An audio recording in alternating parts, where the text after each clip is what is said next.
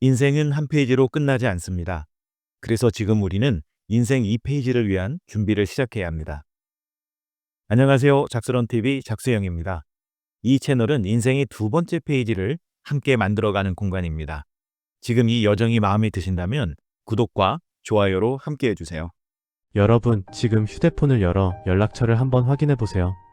이름은 수백 명인데 막상 지금 당장 전화해서 술 한잔 하자거나 도와달라고 말할 수 있는 사람은 몇 명이나 되나요?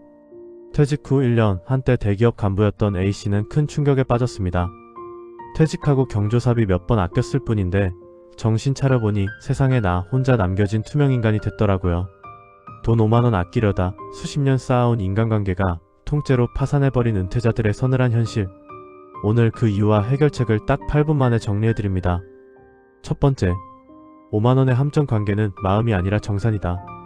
은퇴 후 인간관계가 끊기는 건 성격 탓이 아닙니다. 입구가 닫혔기 때문입니다. 회사라는 플랫폼이 사라지면 청첩장은 더 이상 축하가 아니라 계산서가 됩니다. 5만원을 아끼는 순간 당신은 그 관계의 정산 목록에서 영구 제명됩니다. 직장 생활을 할 때는 관계가 자동 시스템으로 굴러갑니다. 회사 단톡방에 부구가 올라오고 팀원들과 다 같이 식장에 갑니다. 내가 노력하지 않아도 관계가 유지되죠. 하지만 명함을 내려놓는 순간 이 모든 정보망이 차단됩니다. 누가 결혼하는지, 누가 상을 당했는지 모르게 됩니다. 어쩌다 소식을 들어도 고민이 시작되죠. 이제 안 볼 사이인데 굳이 가야 하나?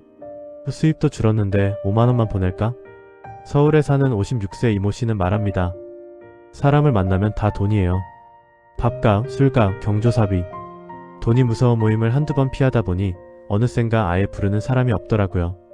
경조사는 인간관계의 체온계입니다. 축의금과 부의금은 단순히 돈이 아니라 우리는 아직 연결되어 있다는 최소한의 신호입니다. 이 신호가 끊기는 순간 관계의 입구 자체가 닫혀버립니다. 결국 사람들은 나를 지키기 위해 경조사를 피하기 시작하지만 그 결과는 고독이라는 더 큰 비용으로 돌아오게 됩니다.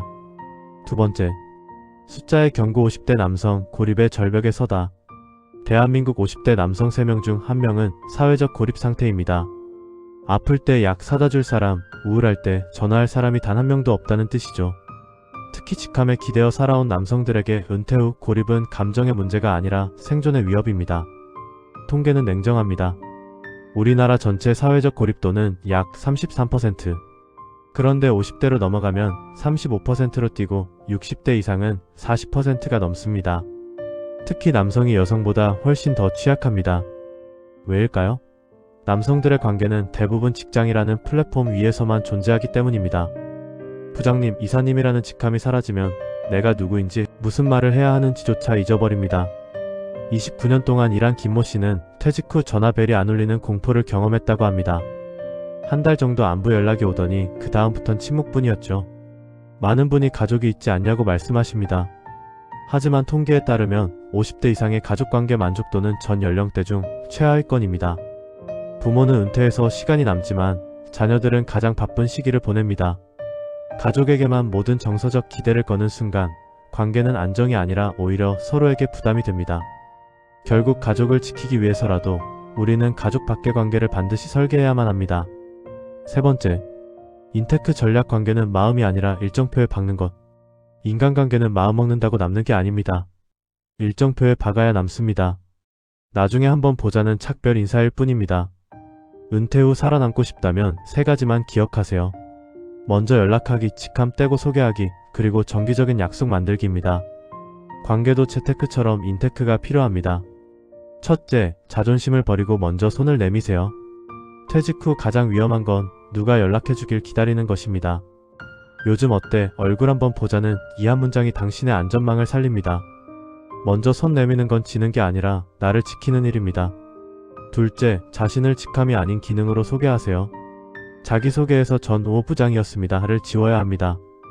대신 5 분야에서 20년 일했고 요즘은 사진을 배우고 있습니다 라고 말해보세요. 소속이 아닌 취향과 재능을 말할 때 비로소 새로운 관계가 시작됩니다. 셋째, 정기 약속을 만드세요. 관계는 관성으로 유지됩니다. 나중에 시간 날 때가 아니라 매달 둘째 주 목요일 점심처럼 강제성 있는 일정을 만드세요. 동네 커뮤니티나 취미 모임 등 회사 밖의 모임이 달력에 최소한 하나는 고정되어 있어야 합니다. 관계는 저절로 남지 않습니다. 남길 관계를 선택하고 일정에 박아두고 먼저 움직인 사람에게만 남는 법입니다. 돈은 계산해서 준비하면서 사람은 알아서 남겠지라고 방치하고 계시진 않나요? 재테크보다 더 세밀한 인테크가 필요한 시점입니다. 오늘 여러분의 달력을 한번 보세요. 이번 달 내가 먼저 연락해서 잡은 약속이 하나라도 있나요? 없다면 지금 바로 연락처를 열어보세요. 5만원보다 훨씬 값진 당신의 인생 이막이 그 전화 한 통에 달려있을지도 모릅니다. 구독과 좋아요로 여러분의 앞날을 함께 응원하겠습니다. 감사합니다.